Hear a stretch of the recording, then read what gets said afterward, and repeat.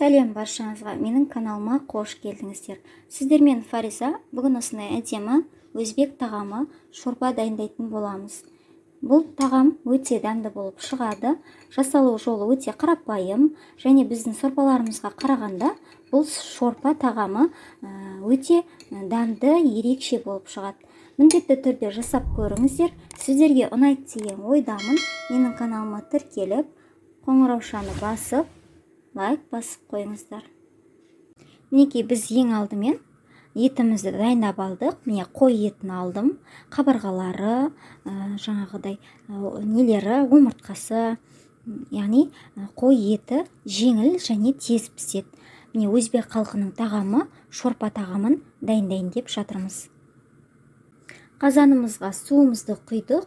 Етіміздің барлығын осында салатын боламыз. Толығымен қайнатып, қазір көбігін аламыз. Және де қойдың құйрық майын қосамыз. Өте әдемі дәм береді тағамға. Барлығын осылай қазанға салып қайнататын боламыз. Әрине бұл тағамды осындай еттеріңізді ірі қылып бірден қайнатсаңыздар болады. Және де ол етті кейін піскеннен кейін турап салсаңыздар да болады. Мен өзіме ыңғайлы етіп, дәл осылай орташа көлемде жеуге ыңғайлы етіп, осылай турап алдын ала дайындап алдым. Мінекей біздің қазанымыз қайнады. Енді толығымен біз көбігін алатын боламыз. Осылай бір қайнатып көбігін толық алып аламыз.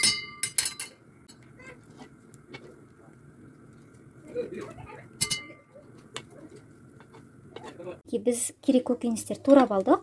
Пиязымыз осылай қылып майдалау қылып турап алдым. Және сәбізімізді ірі қылып тураймыз. Негізі көкөністер ірі болады. 2 дана сарымсақ алдым. Қара бұрыш, тұз және қызанақтың орнына мен осылай тартылған түрін пайдаланып жатырмын. Және бізде картоптар. Мінекей біздің сорпамыздың дәмін көреміз. Менде ет тұздалған. Сол себепті тұзды дәмін көргеннен кейін барып салам. Егер етіңіз тұздалмаған болса, міндетті түрде етті қайнатып жатқанда тұзды салып жібересіз. Сәбіз нелерімізді, жуаларымызды осылай видеода көргендеріңіздей қылып саламыз. Және де сәбіздерімізді салатын боламыз. Барлығын осылай салып 15-20 минут қайнатамыз. Негізі біз бұл тағамда көкөністердің барлығын ірі қылып тураймыз. Шорпада барлығы ірі болу керек. Тұзды саламыз. Және де қара бұрыш араластырамыз. Енді қайнатамыз. Мінекей 15 минут қайнаттым. Енді мен лавр жапырағын салам. Біздің шорпамызға ерекше дәм береді. Және де сарымсақ, 2 дана сарымсақ салам. Үйде бар көкөніспен жасауға болады. Бұл өзбек тағамы барлық көкөністі салып жасайды. Сол себепті қатып қалған рецебі жоқ. Өзіңіздің қалауыңыз бойынша үйде бар затпен жасайсыздар. Неге мен сарымсақтың орнына осылай туралған, яғни өткізілген түрін пайдаландым.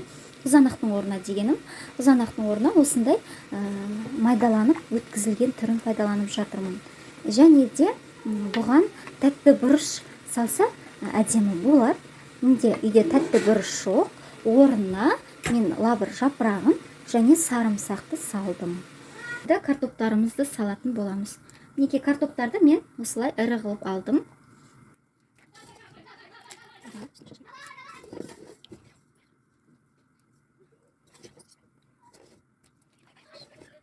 Мінекей осылай картопын салдық. Енді жақсылап қайнатамыз. Картопымыз піскенше.